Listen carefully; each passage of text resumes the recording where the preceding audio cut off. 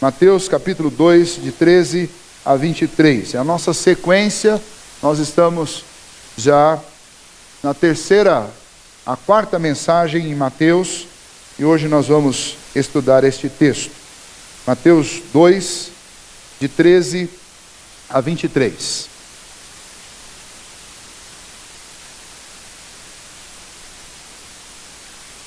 Assim diz o texto da palavra do Senhor.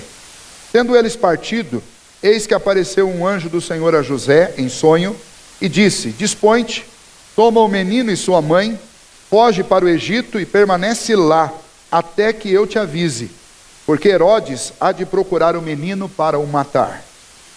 Dispondo-se ele, tomou de noite o menino e sua mãe e partiu para o Egito. E lá ficou até a morte de Herodes, para que se cumprisse o que fora dito pelo Senhor por intermédio do profeta: do Egito chamei o meu filho. Vendo-se iludido pelos magos, enfureceu-se Herodes grandemente e mandou matar todos os meninos de Belém e de todos os seus arredores, de 2 anos para baixo, conforme o tempo do qual com precisão se informara dos magos. Então se cumpriu o que fora dito por intermédio do profeta Jeremias. Ouviu-se um clamor em Ramá, pranto, choro e grande lamento. Era Raquel chorando por seus filhos e inconsolável, porque não mais existem. Tendo Herodes morrido, eis que um anjo do Senhor apareceu em sonho a José no Egito e disse-lhe: Dispõe-te, toma o menino e sua mãe e vai para a terra de Israel, porque já morreram os que atentavam contra a vida do menino. Dispôs ele, tomou o menino e sua mãe e regressou para a terra de Israel. Tendo, porém, ouvido que Arquelau reinava na Judéia, em lugar de seu pai Herodes, temeu ir para lá. E por divina advertência, prevenido em sonho, retirou-se para as regiões da Galiléia e foi habitar numa cidade chamada Nazaré, para que se cumprisse o que fora dito por intermédio do profeta: ele será chamado Nazareno. Esta é a história dos primeiros anos da vida do nosso Senhor Jesus Cristo, relatadas pelo evangelista Mateus. Mateus escreveu este evangelho por volta do ano 64 depois de Cristo. Por que Mateus escreveu este evangelho? Porque quando Jesus esteve no seu ministério, entre o ano 30 e 33, nos seus 3 anos de ministério, ensinando aos judeus, os judeus não o ouviram. Os judeus andaram muito atrás de Jesus, a fim de receber dele alguns milagres, receber dele alguns presentes, alguns benefícios, desfrutar do seu poder. Mas eles não deram ouvidos à sua mensagem.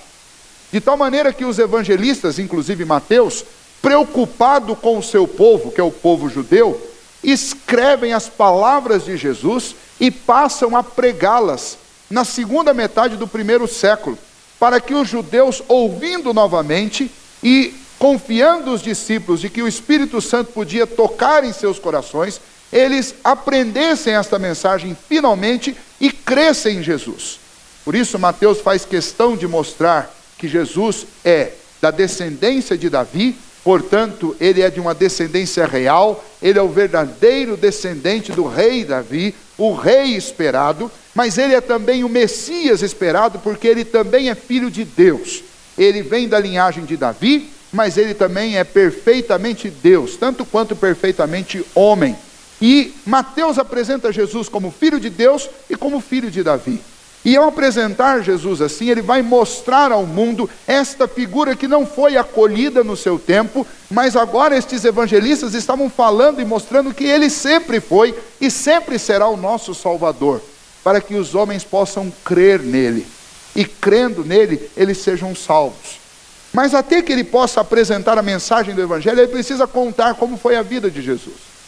E aqui nestes primeiros capítulos de Mateus, nós estudamos sobre isso. Hoje, especialmente olhando este texto que nós acabamos de ler, da segunda parte do capítulo 2, nós vamos observar nesse texto pelo menos 3 ensinos importantes ao observarmos a vida de Jesus e estes primeiros anos de sua vida. Primeiramente, o cuidado protetor de Deus sobre aquela família. Depois nós vamos ver um pouquinho sobre a crueldade que os homens têm em seu coração. E nós vamos observar a crueldade do rei Herodes, para ver um pouquinho daquilo que todos nós somos, cruéis, por causa dessa natureza pecaminosa que existe no nosso coração. E na última parte nós vamos ver sobre a humilhação daquele menino chamado Jesus, Filho de Deus, que em toda a sua jornada aqui sobre esta terra, foi humilhado e foi ultrajado, por causa dos nossos pecados e da missão que ele recebeu, mas jamais abandonou a submissão ao seu Pai e jamais deixou de cumprir aquilo que Deus estabeleceu como propósito para a vida dele. Então, nós vamos observar isso e tentar extrair algumas lições para a nossa vida. A primeira parte do texto, que estão esses três versículos, versículo 13, 14 e 15, nos apresentam uma fuga. O Senhor Jesus, junto com o seu pai e com a sua mãe ainda infante, depois de uma divina orientação de Deus, uma prevenção divina, eles descem como família de Belém, da Judéia, eles vão descer ao Egito.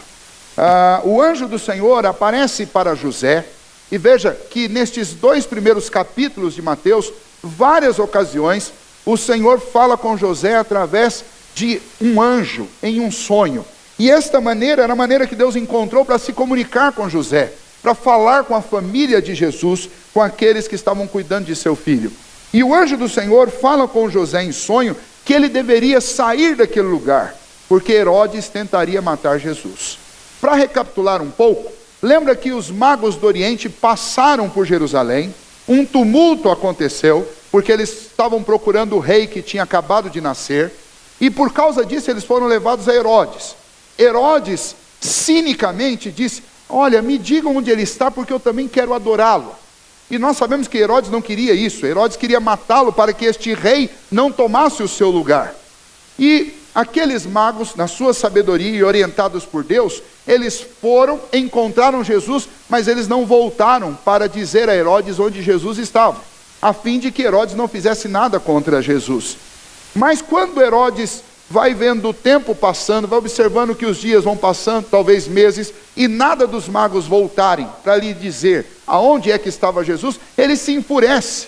E na sua fúria, não pela primeira vez, mas na sua fúria, ele vai tentar matar o Senhor Jesus. E então o anjo do Senhor aparece para José e lhe dá uma ordem. A ordem é: José, pegue o menino, pegue sua esposa e fujam para o Egito. José é alguém muito especial em todo esse relato, porque ele é um homem obediente a Deus. Ele não discute com o Senhor. Quando o Senhor diz: faça isso, José, faz. Nós estamos observando essa postura de José desde o capítulo 1. E aqui, mais uma vez, o Senhor orienta a José: vá para o Egito. Uma pergunta que comumente nós fazemos é: por quê? Por que o Egito? Por que não outro lugar? Por que tinha que ser justamente o Egito? Existem pelo menos 4 possibilidades, 4 explicações para isso. A primeira delas é que o Egito não era tão longe daquela região. A Judéia está na parte de baixo da Palestina, mais próximo então do Egito. Se eles tivessem que ir para o outro lado, para a Babilônia ou para a Pérsia, eles tinham que dar uma volta muito grande, o caminho era longo e muito mais distante. Um outro motivo é porque muitos judeus viviam no Egito. Então era muito fácil para José e Maria, juntamente com o seu filho, encontrar uma família amistosa no Egito, alguém com quem eles pudessem viver e pudessem iniciar uma vida lá, naquele período que ele ia passar por lá. Uma outra possibilidade é que o Egito ficava também fora da jurisdição de Herodes. Então é natural que eles fossem para um lugar onde Herodes não tivesse autoridade. E o Egito era esse lugar. Herodes não tinha autoridade nenhuma no Egito. E também, por último, eles tinham que ir ao Egito porque existe uma profecia do Antigo Testamento, extraída especialmente do livro do profeta Oséias, que dizia que o Filho do Senhor sairia do Egito, ou voltaria do Egito. E então é bem provável que, entendendo pelo menos esses 4 pontos aqui, José tenha tamanha tranquilidade de tomar a sua família e obedecer aquela ordem do Senhor e descer para o Egito sem fazer tantas perguntas. José simplesmente obedeceu. Ele foi para o lugar aonde o Senhor ordenou que ele fosse morar.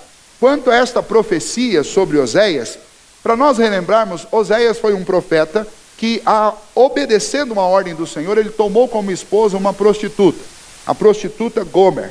E esta prostituta, ela o traiu, e ela teve filhos desse adultério. E ela o abandonou.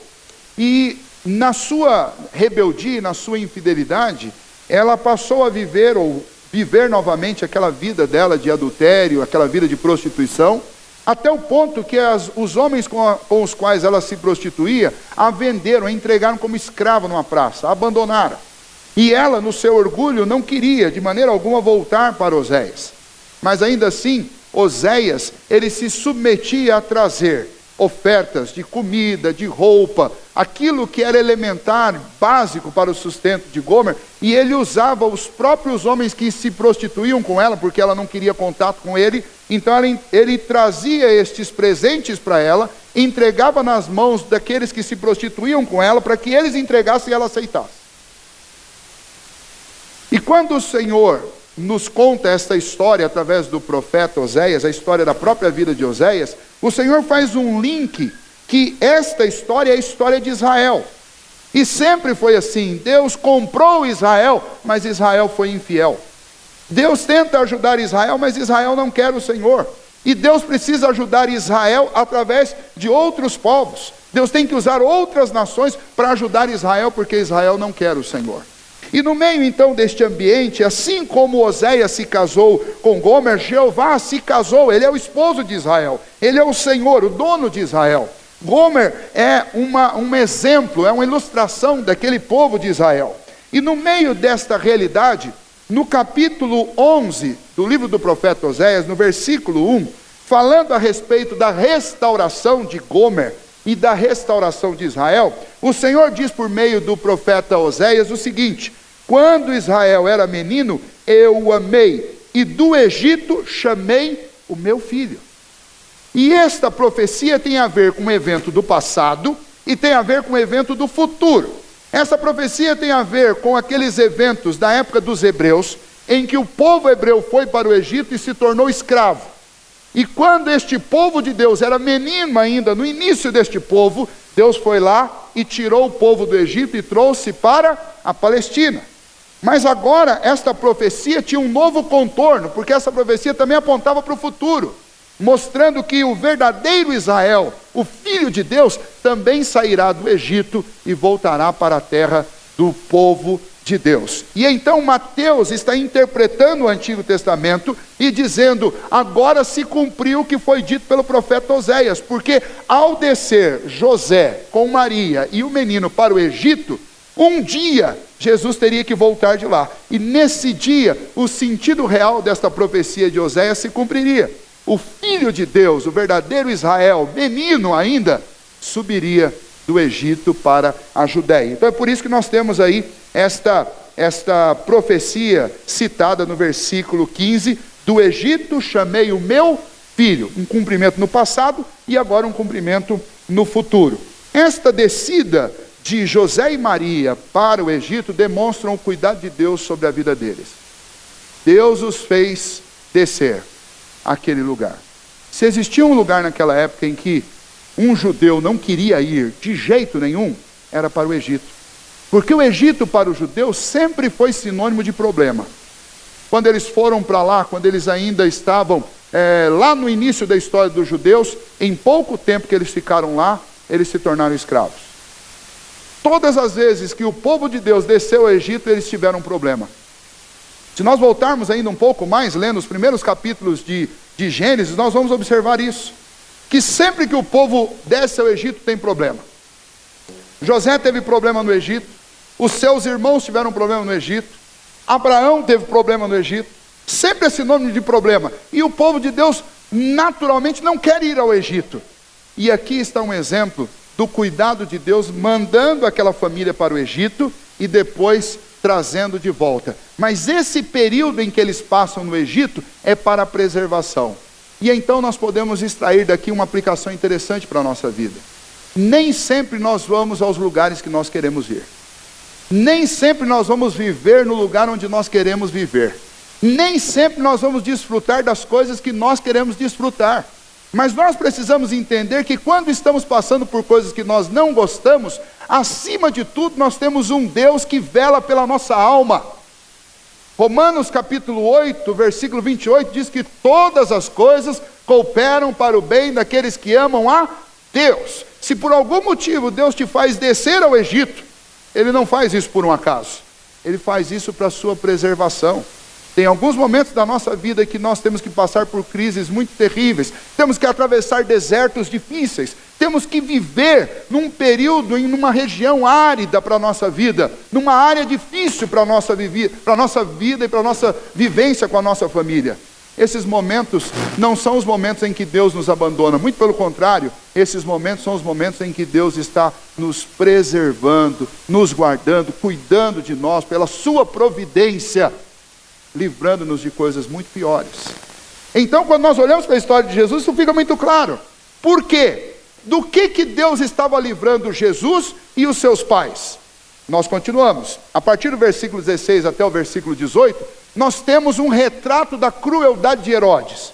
Herodes, quando ficou sabendo que os magos foram embora e não trouxeram até ele a notícia de onde estava Jesus, ele, na sua fúria, ele começou a demonstrar aquilo que já era natural dele. Ele nunca teve domínio próprio. Ele sempre foi um bárbaro. Se você for ler, e você pode achar muitas fontes sobre isso, o historiador Flávio Joséfo, inclusive, é um dos que mais escreve sobre o contexto dos dias de Herodes e sobre Herodes. Nós vamos ver que Herodes sempre foi um bárbaro. E ele sempre fez coisas desse tipo, coisas hediondas.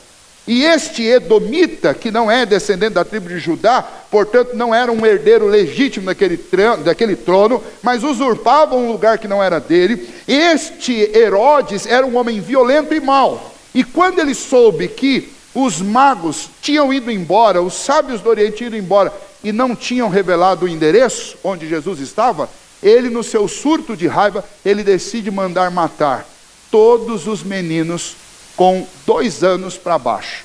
É interessante porque nós pensamos assim, mas Jesus não tinha essa idade ainda.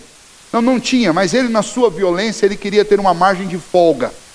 Uma margem de folga. Vai que os magos tiveram errado em alguns anos, vai que eles demorassem muito para encontrar este menino. Então ele manda matar todos os meninos de 2 anos para baixo, todos que estavam ali. Que homem ou que rei, que líder em sã consciência faz um negócio desse? E então nós temos algumas situações correlatas na Bíblia que são semelhantes a essa.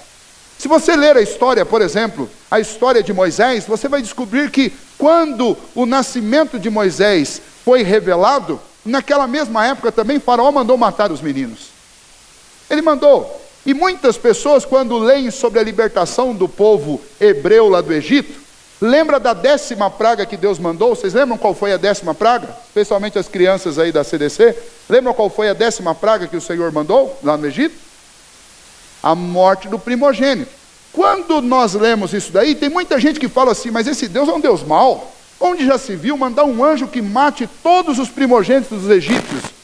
Mas você se lembra do que Faraó mandou fazer com todos os primogênitos dos judeus quando no período do nascimento de Moisés? Isso não era novo. Isso era algo que já tinha acontecido algumas vezes. Mas agora o Senhor não estava fazendo isso por maldade como o Faraó fez, mas estava fazendo para mostrar a Faraó que ele não podia deter a mão do Senhor. O Senhor queria libertar o seu povo, e homem nenhum nessa terra, por mais poderoso ou violento que seja, pode deter a mão do Senhor. E aqui novamente nós temos um homem tentando fazer a mesma coisa que Herodes fez, tentando matar o Filho de Deus, tentando impedir que a obra do Senhor se realizasse. E este homem faz isso com um dos atos mais hediondos da história do povo de Israel, mandando matar aqueles meninos. Em Belém, Belém era uma cidade muito pequena, e com certeza não havia muitos meninos lá nessa idade. Então, essa lei deve ter sido cumprida com muita rapidez. Isso trouxe grande tristeza e pranto sobre aquela região, porque isso de fato aconteceu. E foi disso que Deus estava livrando José, Maria e Jesus, quando Deus os fez descer para o Egito. Mas aquelas famílias que permaneceram lá, elas sofreram a perda dos seus filhos. E aí o texto relata novamente uma profecia, a profecia do profeta Jeremias. Essa profecia está registrada em Jeremias 31, versículo 15. E a profecia é a seguinte: ouviu-se um clamor em Ramá. Onde ficava Ramá? Lembra que o povo de Israel estava dividido em 2 reinos.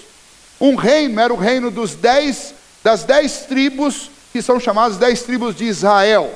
Essas 10 tribos estão ao norte, são as tribos do lado superior da Palestina. Essas 10 tribos, chamadas de Israel, elas estavam emendadas com as outras 2 tribos chamadas de Judá, e elas estavam emendadas. A cidade que estava na fronteira era uma pequena cidade chamada Ramá. E nos dias do exílio que os israelitas e os judeus sofreram, cerca de 600 anos antes de Cristo, nos dias dos exílios, os grandes imperadores, eles mandavam reunir os filhos, tanto de Israel quanto de Judá, em Ramá. Ramá era o lugar, era o ponto de encontro, onde os soldados traziam os garotos, os filhos de Judá, para serem levados para o exílio, e os filhos de Israel. Juntavam todos ali, e dali eles eram levados prisioneiros para a Babilônia, para a Síria. E as mães, elas vinham prantear em Ramá, prantear os filhos que lhes eram tirados. E então, quando o profeta Jeremias, ele faz essa profecia, ele fala sobre isso, ele diz: ouviu-se um clamor em Ramá, pranto, choro e grande lamento. Era Raquel chorando. Por que ele fala era Raquel chorando? Lembra das esposas de Jacó? A esposa amada de Jacó era Raquel.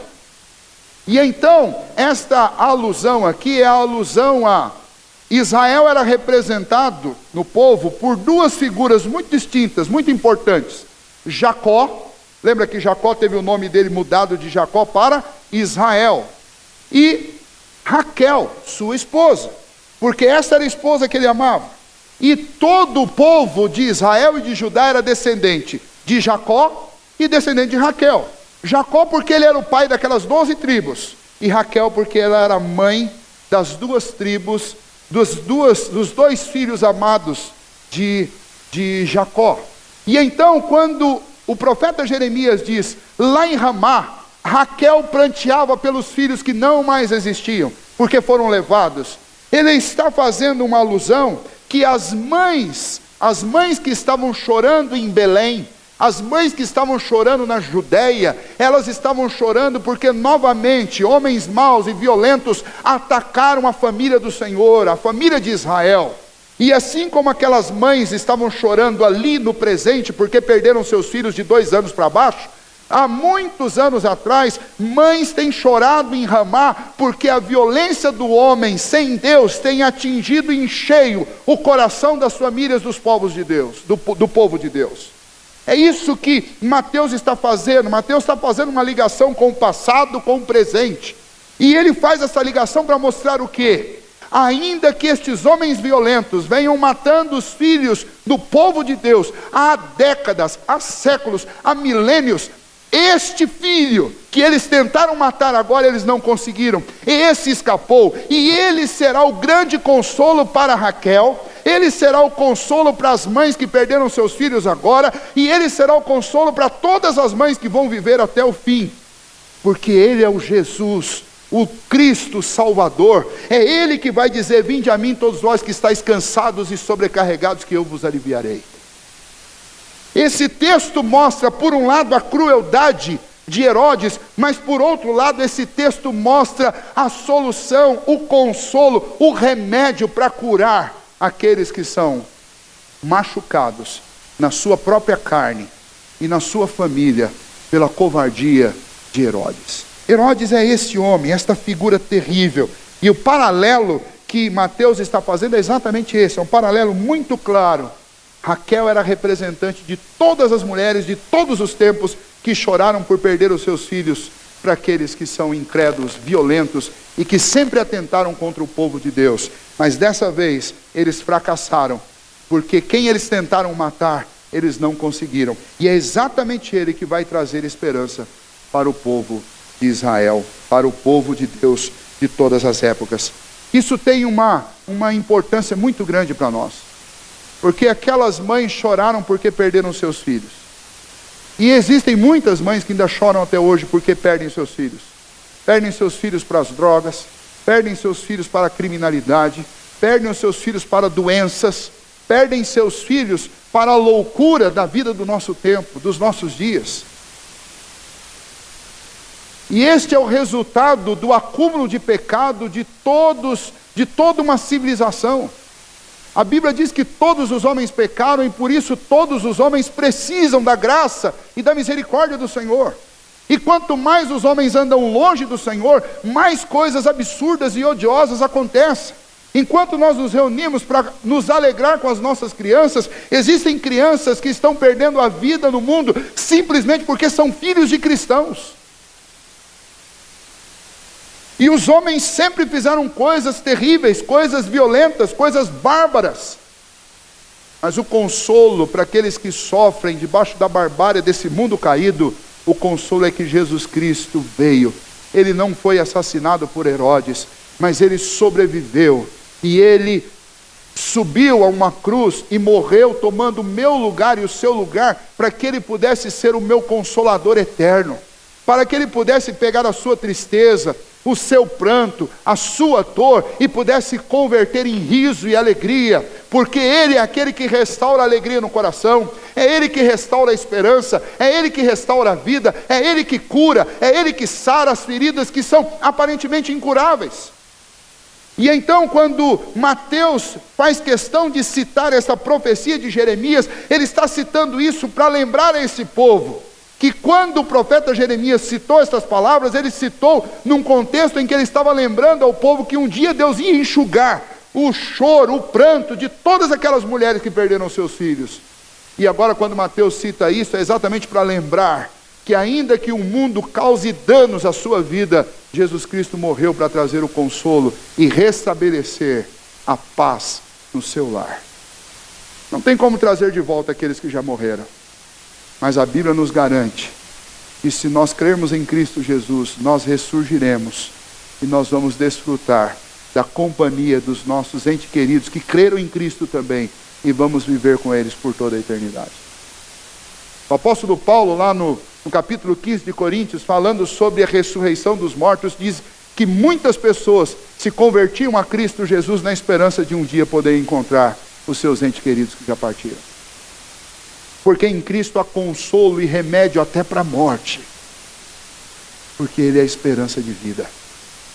E contra toda esta crueldade, Jesus Cristo é o remédio.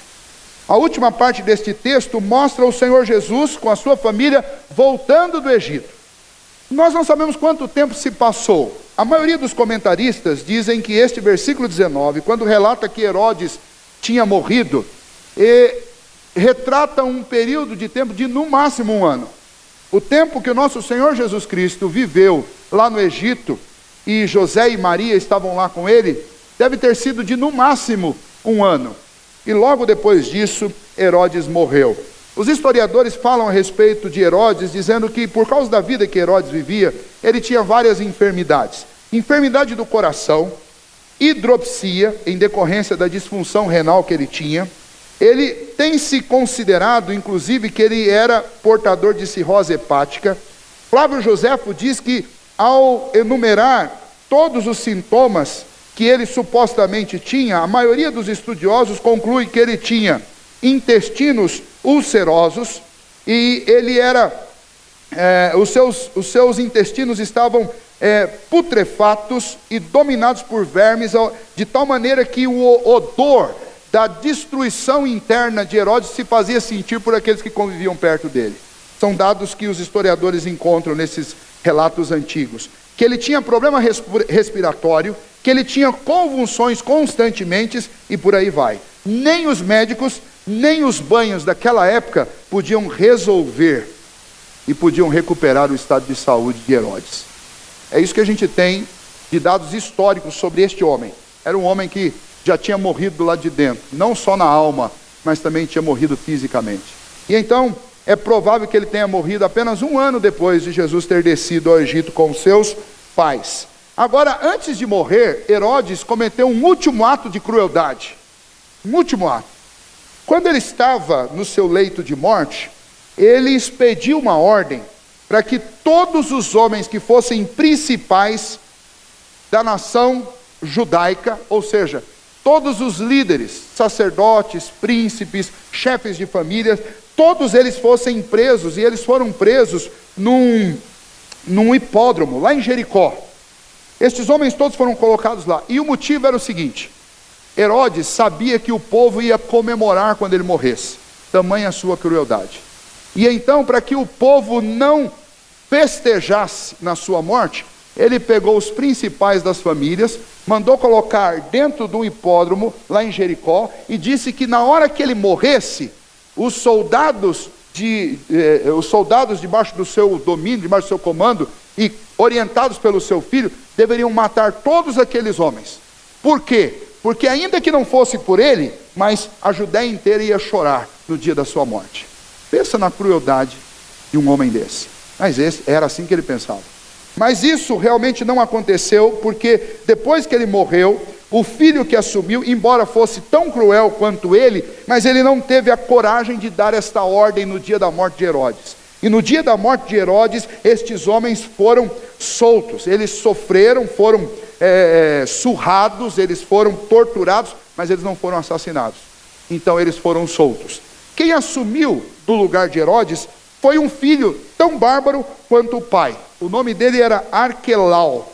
E este Arquelau, depois de uma disputa familiar em que um dos filhos vai ser morto também, vai ser assassinado, Arquelau assume o trono e ele manda fazer um enterro para o pai, um enterro digno de um grande monarca. Os textos históricos diz que 500 escravos levaram perfumes para ir jogando pelo caminho, enquanto o caixão, né, o ataúde, que era assim o nome que dava, de Herodes era levado. Este ataúde, que era um caixão, foi feito em ouro maciço para se colocar Herodes, mas nem isso podia tapar o fedor do seu corpo podre. E além disso, ele foi levado de Belém para Jericó, e hoje em dia, e o lugar por onde passou o corpo de Herodes, neste lugar foi construído um caminho com mármore, com pedras de mármore brancas, e este lugar, ou este caminho, recebeu o nome de Herodion, local de sua sepultura. Então mandaram construir um caminho lá. Toda essa glória para quê? Para recompensar a crueldade de um homem que mandava matar crianças, simplesmente para tentar encontrar Jesus Cristo. Este homem bárbaro cedeu lugar a um filho tão bárbaro quanto ele. E enquanto este problema na corte lá acontecia, um anjo aparece então para José novamente e diz que José deveria voltar para a Judéia. José, obedecendo o que o anjo tinha dito, pegou Maria e pegou o menino e voltaram. Só que quando eles chegaram na Judéia, José ficou com medo de ficar por lá. Por quê? Porque nesse íntere, no caminho de José até a Judéia, aconteceu um outro fato interessante. Este novo rei, o filho de Herodes, depois de assumir, o nome dele Arquelau, depois de assumir, ele teve que lidar com um problema. Os discípulos destes principais da Judéia ficaram revoltados com aquela tentativa de matar seus pais lá no hipódromo. Ficaram revoltados. E por causa disso eles começaram a rebelião. E nessa rebelião eles começaram a destruir um símbolo dos romanos. O símbolo que os romanos usavam eram águias que eles colocavam em tudo. Nos seus estandartes tinha uma águia, nos palácios tinha uma águia. E este Herodes, numa tentativa de ofender os judeus, ele mandou confeccionar em madeira e cobriu isso de bronze, águias, e mandou colar nas portas do templo de Jerusalém, da Judéia, aonde tinha lugar de reunião para culto, ele mandou colocar uma águia dessa na porta. Os judeus não suportavam isso, porque primeiro que eles lembravam do mandamento do Senhor, que diz que não deveria fazer imagem de escultura nenhuma, e eles não podiam ter na porta do templo do Senhor uma imagem de escultura de uma águia que representava os romanos. Além disso, eles sabiam que aquilo ali era uma tentativa de sufocar a sua fé, mas eles eram oprimidos por aquilo. Mas por conta deste ato de Herodes, de tentar matar os principais antes da sua morte, desta ordem que ele deixou, o povo judeu se rebelou, e especialmente dois líderes que existiam nessa época, chamado Judas e Matias, que não é o Judas que traiu Jesus, nem é o Judas que escreveu uma carta no Novo Testamento. Era um homem chamado Judas, um líder entre os judeus, e um outro homem chamado Matias. Eles orientaram seus alunos para que os seus alunos destruíssem uma águia que estava fixada sobre a porta do templo. E estes alunos dele foram lá e com machado e com faca, com pedra, quebraram aquela águia. Quando eles quebraram esta águia, Arquelau, que agora era rei, ele entendeu que aquilo ali foi uma grande ofensa, e para abafar aquela rebeldia, ele usou um método duro, muito terrível. Ele levou 1000 pessoas, cerca de 1000 pessoas, à morte, nos primeiros dias do seu reinado, depois de ter enterrado Herodes. Ele simplesmente juntou essas pessoas que tentaram destruir a águia, que estavam se levantando contra ele, os discípulos de Judas e Matias, e mandou matá-los. E não só fez isso, mas mandou chamar Judas e Matias, e ao invés de matar apenas aqueles que estavam seguindo as ordens de Judas e Matias, ele também matou Judas e Matias. E estes eventos de crueldade correram. E então, quando José estava chegando na Judéia, o que José faz? Ele fica sabendo dessa notícia. Porque era natural que ele voltasse para Belém, porque ele já conhecia as pessoas de lá. Mas sabendo que Arquelau era tão violento, ou talvez mais violento que o seu pai, ele decide então ir para outro lugar. E é aí que a nossa história termina. Ele vai para Nazaré. Ele se estabelece na pequena Nazaré. O que era Nazaré? Nazaré era um pequeno vilarejo, muito pequeno. Para vocês terem uma ideia, em comparação em tamanho, pelas pesquisas que eu fiz, é menor do que Taquarivaí, bem menor do que Taquarivaí. Talvez alguma coisa parecida com o bairro do Caçador. Não sei quem já foi lá no bairro do Caçador. Alguma coisa parecida com o bairro do Caçador. Ou alguma coisa parecida com aquelas pequenas cidades que tem ali, Itaboa, Correia, Barreiro. Eram pequenos vilarejos, um número muito reduzido de pessoas. Um lugar extremamente pobre. E é neste lugar, então, que José decide residir com o seu filho. O versículo 23 diz: e foi habitar numa cidade chamada Nazaré, para que se cumprisse o que fora dito por intermédio do profeta: ele será chamado o Nazareno. Detalhe, sabe o que significa ser chamado o Nazareno? Quando você falava que alguém vinha de Nazaré, o que você estava dizendo é que era alguém que vinha da miséria. Porque Nazaré é um lugar miserável. É um lugar miserável. E é neste lugar de miséria, de pobreza, neste lugar que aos olhos humanos era insignificante, foi lá que José foi morar com o seu filho Jesus, com a sua esposa Maria. Então, o que isso ensina para nós? Esta subida do Egito, quando eles voltaram, não pense que eles voltaram para uma situação melhor. Eles voltaram para uma situação ainda pior. Sair de Belém para o Egito era ruim. Sair do Egito para Nazaré era ruim 2 vezes. E aí a gente pensa, mas por que isso? Porque entre a missão, ou na missão do Senhor Jesus, um dos aspectos mais fundamentais da missão do nosso Salvador é que ele viria a este mundo para ser humilhado. Ele viria a este mundo e ele sofreria por causa dos nossos pecados. Ele viria a este mundo e ele não viria revestido com a glória que ele tinha no céu, mas ele se despiria da sua glória e viveria como alguém muito comum nesta terra. Ele não foi recebido com glória, mas não havia casa para recebê-lo quando ele nasceu. Ele nasceu numa cidade singela, uma cidade que teve que pagar o privilégio de receber o Redentor com a morte de todas as crianças de 2 anos para baixo, todos os meninos de 2 anos para baixo. Uma cidade de onde ele saiu fugido, teve que descer ao Egito. Depois de um tempo voltou para a Judéia, mas por medo teve que sair da Judéia e ir para a Galileia para morar numa cidadezinha miserável. E só não pode ser classificada como miserável porque sobre ela havia uma profecia, que o Filho de Deus viria e ele seria chamado de o Nazareno. Agora isso transforma completamente aquela cidade, porque aquela cidade foi o lugar onde o nosso Senhor Jesus cresceu. Muitas pessoas perguntam, aonde está escrita a história desses primeiros 30 anos da vida de Jesus?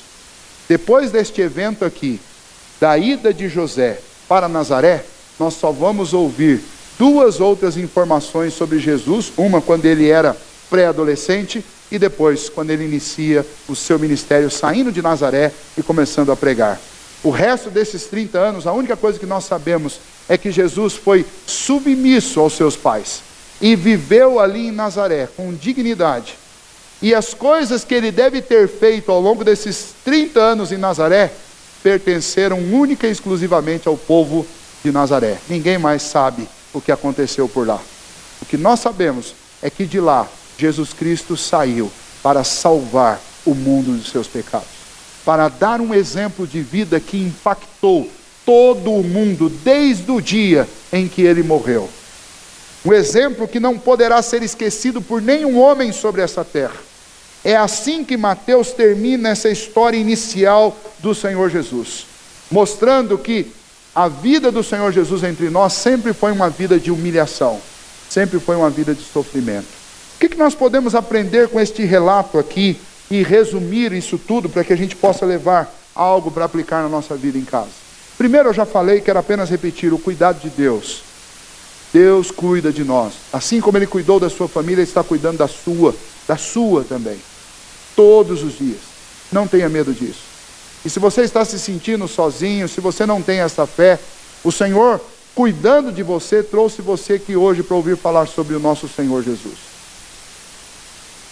Deus, o nosso Pai, através de Cristo Jesus, tem salvado o homem dos seus pecados. Tem nos dado uma nova chance. Tem nos dado uma oportunidade. É Deus que escreveu a sua história e que escreveu a minha. E tudo que acontece conosco, acontece por um ato de Deus, uma decisão de Deus. E o que Deus tem feito na sua vida, não se iluda. Tudo que Deus fez na sua vida está atingindo um clímax quando Deus traz você para ouvir a palavra dele. Tudo que Deus tem feito na sua vida tem feito você parar para ouvir qual é a vontade dele para você. E hoje você está ouvindo isso. E a vontade do Senhor é que você creia em Jesus Cristo, que você se renda a Ele e que você entregue completamente o seu coração a Ele, porque Ele realmente é o único que pode salvar você. Pode salvar você da condenação eterna, porque todos nós somos pecadores. Pode salvar você dos seus problemas hoje, porque talvez você esteja desiludido e sem esperança. Mas sempre foi o Senhor a única solução para quem está desiludido e sem esperança. Por isso que Jesus disse, vinde a mim todos vós que estáis cansados e sobrecarregados. O fato de você estar aqui hoje, mesmo que você esteja vivendo problemas seríssimos na sua vida, o fato de você estar aqui hoje é uma demonstração clara do amor de Deus e do cuidado dele sobre a sua vida. Então aproveite esta oportunidade e reflita sobre isso. Além disso, esse texto desmascara a crueldade própria de cada um de nós. Na figura de Herodes, nós encontramos um retrato do ser humano sem Deus. O ser humano sem Deus é capaz de fazer qualquer loucura para manter o seu status, para adquirir riquezas, para alcançar os seus desejos e para descedentar suas paixões, suas sedes pecaminosas. Os grandes líderes da história nunca foram amigáveis com a causa do Senhor. Muito pelo contrário, a riqueza, a glória deste mundo, o poder associado com a ganância de todos os homens, sejam eles poderosos como os reis, ou sejam pessoas simples da cidade, tudo isso associado à ganância, à sede por poder, à sede de riqueza, à sede de glória, se torna uma perigosa armadilha para a alma humana. Então quando nós olhamos e lemos sobre Herodes, nós achamos, como este homem era mau? Mas a Bíblia conta a história de Herodes para mostrar que todos nós somos iguaizinhos a Herodes. A diferença é que nós não temos tanto poder contra ele. Mas todos nós somos iguais. E a mensagem do Evangelho do Senhor Jesus é exatamente esta. O Filho de Deus veio a este mundo e ninguém o recebeu, porque ninguém era diferente de Herodes. O Filho de Deus veio a este mundo e ele teve que fugir, porque todo mundo era igual a Herodes. O Filho de Deus veio a este mundo e os homens tentaram matá-lo, porque todos são iguais a Herodes. O Filho de Deus veio a esse mundo e ele teve que viver numa cidadezinha inexpressiva, esquecido dos homens durante 30 anos, para que ele pudesse atingir a idade do seu ministério. O que Mateus aponta para nós é que a vinda do Senhor Jesus impactou o mundo da época, inclusive com essa sentença de Herodes. Mas com aquela fuga para Nazaré, a história do Redentor que nasceu em Belém foi sendo esquecida. Ao ponto que quando Jesus tem 30 anos e começa a pregar, ninguém sabia quem ele era. Nós todos somos pecadores, esse texto mostra isso. Isso serve para nos fazer lembrar que só há um jeito de nós desfrutarmos da salvação, que é reconhecendo os nossos pecados diante de Cristo Jesus. Esse texto também mostra que o nosso Salvador sofreu dores, e ele foi humilhado desde o seu nascimento. Então, se existe alguém que sabe o que é sofrer, que sabe o que é padecer, que sabe o que é ser humilhado, este alguém é Jesus. Então, quando você for fazer as suas orações, você não precisa ter medo de que Deus não esteja entendendo a sua linguagem. Porque o nosso Deus entende perfeitamente o que você sente, o que você passa. Você está sofrendo hoje, está com dor. Todas as dores que você pode sentir, Jesus já sentiu também. Você está aqui hoje triste porque talvez foi humilhado por alguém. Ninguém foi mais humilhado do que Jesus. Ele conhece a sua humilhação. Você está aqui sofrendo porque talvez está se sentindo solitário e esquecido. Jesus viveu solitário e esquecido durante 30 anos, por todo mundo. Você está aqui triste porque talvez está sendo rejeitado. Jesus Cristo foi rejeitado desde o dia em que ele nasceu. Você está aqui triste porque talvez pessoas poderosas estejam perseguindo você. Jesus foi perseguido toda a vida. Por isso você pode chegar diante de Jesus e pode abrir o seu coração, porque Ele sabe, Ele conhece o que é padecer, o que é sofrer. É por isso que o nosso Redentor, Ele é alguém tão especial, porque Ele é alguém que conhece as nossas dores. E eu posso sempre falar com Ele. E Ele sempre vai me entender, porque Ele sabe o que é passar pelo que nós passamos. Além disso, esse texto revela uma outra verdade importante que eu devo considerar na minha vida. Tanto os pobres e humildes, quanto os ricos e poderosos, como o rei Herodes, todos estão sujeitos a serem removidos da história por causa dos seus pecados. Herodes se achava poderoso para ceifar a vida de quem ele quisesse, mas Deus tirou a vida dele de sobre essa terra. Deus o encheu com tantas enfermidades que ele morreu primeiro por dentro e depois morreu por fora, fedendo, um verdadeiro defunto andando. Quem o removeu da história foi Deus. Com Deus não se brinca. E nós devemos lembrar disso. Não importa qual é a minha condição social, não importa quantos cursos e quantos títulos eu tenho, não importa o quão humilde eu seja ou o quão rico eu seja, a minha vida, ela está totalmente nas mãos de Deus. Se Deus quiser acabar com ela, em um instante Ele acaba. E não há quem possa dizer para o Senhor: o que o Senhor está fazendo? E por último, Jesus nos ensina a humildade ao viver 30 anos num humilde vilarejo inexpressivo. Lá Ele viveu entre os pobres e com seus pais em toda a submissão. Talvez você pense: olha, principalmente vocês, crianças aí, pré-adolescentes. Eu vivo em Itapeva, ninguém sabe o que é Itapeva. Eu queria morar em São Paulo, queria morar no Rio de Janeiro, queria morar em Nova York, né? Queria morar em Londres, queria ser uma pessoa importante. A pessoa mais importante deste mundo viveu 30 anos numa cidade que ninguém nem sabe que existe. Mas quando nós ensinamos e falamos a verdade, principalmente as verdades de Deus, não importa quão humilde seja o seu começo, e não importa quão escondido seja o lugar onde você mora, as verdades que você crê e as verdades que você professa, mais cedo ou mais tarde, elas vão ganhar o mundo. A Bíblia diz que os humilhados serão exaltados.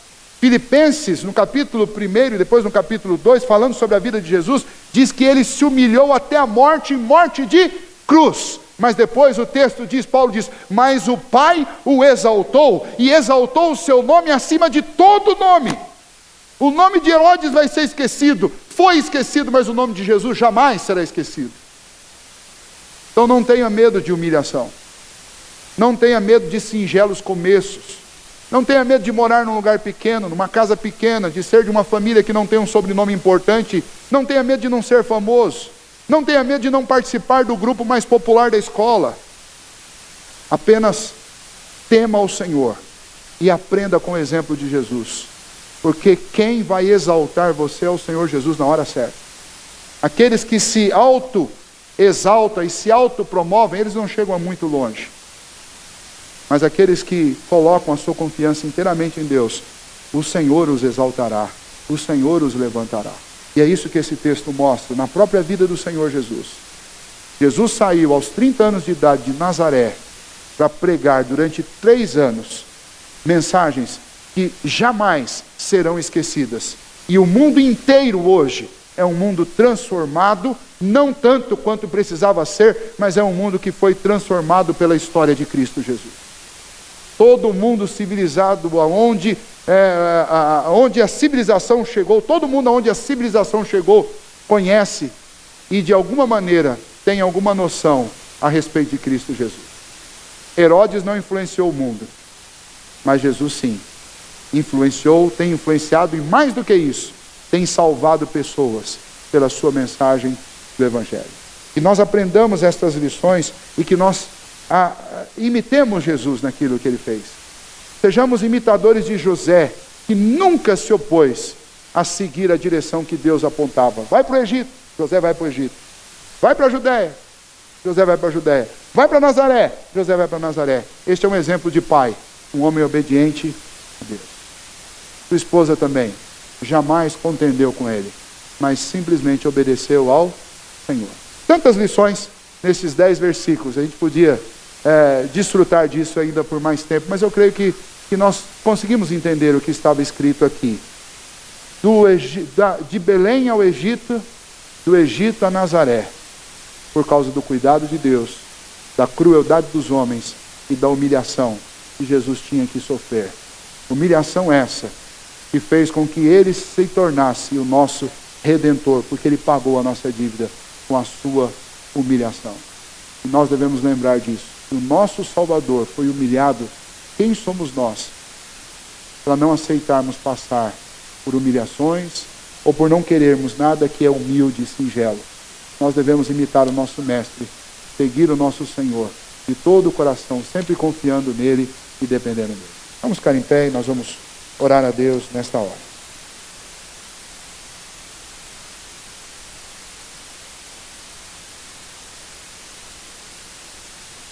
Senhor nosso Deus, nós te agradecemos, ó Pai, por essa história tão linda do teu Filho Jesus.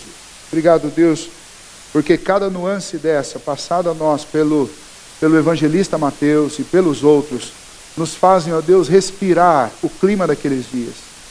E nesse texto, ó Deus, quanta tensão, quanto medo, quanta dúvida estes servos do Senhor, como José e Maria, sentiram naqueles dias, ó Deus, diante de tanta oposição. Ó Deus, mas por outro lado, como o Senhor foi maravilhoso, cuidadoso, como o Senhor foi providente com a vida deles, fazendo-os, ó Deus, andar pelos caminhos certos, para que a vida do teu Filho fosse preservada e a nossa salvação fosse garantida pela vitória de Cristo naquela cruz. Ó Deus, nós te louvamos pelo cuidado do Senhor. Nós queremos, ó Deus, como povo, como raça, mais uma vez suplicar ao Senhor perdão, ó Deus, porque o pecado fez de nós pessoas tão cruéis, pessoas capazes de cometer as atrocidades que Herodes cometeu. Nós não somos melhores do que ele, nós não somos diferentes dele, somos pecadores, e se tivéssemos, ó Deus, a potencialidade que ele tinha, talvez fizéssemos igual ou pior. Então, ó Deus, nós suplicamos ao Senhor que o Senhor nos perdoe dos nossos pecados, e nos ajude, ó Deus, a considerar que nós devemos, ó Pai, diante do Senhor, render o nosso coração, porque somos pecadores e carecemos da graça e da misericórdia do Senhor. Portanto, se alguém aqui nesta noite ainda, ó Deus, não se rendeu a Cristo, não reconheceu que é pecador e não buscou o Senhor Jesus de todo o coração como Salvador de sua vida, nós pedimos que o Senhor ilumine este coração, faça entender e que o Senhor quebrante o coração endurecido para que creia em Jesus. Toda essa história mostra o quanto o Senhor teve cuidado, não apenas com a vida do teu filho, mas com a nossa também, porque ele era a nossa única chance. E, ó Deus, quando a obra do teu Filho Jesus se concretizou naquela cruz, nós fomos salvos, porque o Senhor abriu este caminho para nós. Por isso, ó Deus, nesta noite nós te agradecemos e pedimos ao Senhor que o Senhor faça com que todos nós, ao sairmos daqui, saiamos absolutamente crentes nesta mensagem do Evangelho de salvação. Queremos, ó Deus, também pedir ao Senhor que o Senhor nos ajude a considerar o exemplo do teu Filho Jesus. Que, ó Deus, os períodos da nossa vida em que temos que atravessar desertos, em que temos que enfrentar humilhações, ou que temos que viver em lugares esquecidos, esses períodos não são os piores da nossa vida, muito pelo contrário, são os melhores, porque é no deserto que o Senhor nos ensina, porque, ó Deus, é nos lugares humildes que o Senhor nos ensina as lições mais importantes da nossa vida. Que assim, ó Deus, nenhum de nós menospreze a casa onde vivemos, a família a que pertencemos, a igreja a qual nós pertencemos, a cidade onde moramos, as pessoas com as quais nós convivemos, a condição econômica de nenhum de nós, que nós, ó Deus, não nos sintamos tristes com isso, ó Deus, nem sintamos desacreditados com o contexto da nossa vida, muito pelo contrário, que a gente se lembre da história de Jesus, que viveu 30 anos neste lugar tão humilde, tão singelo, quase que esquecido dos homens, mas é de lá que o Senhor trouxe a mensagem de salvação para as nossas vidas, é de lá que o Senhor levantou o Redentor e a pessoa, o personagem mais importante da história da humanidade. E assim, ó Deus, nenhum de nós se sinta diminuído ou pequeno demais pela condição social, por causa de um problema familiar, por causa, ó Deus, de uma limitação na vida, mas que nós entendamos que o Senhor sempre fez coisas grandes através de singelos e humildes começos. Que assim, ó Deus, nós vivamos confiados no Senhor de todo o nosso coração.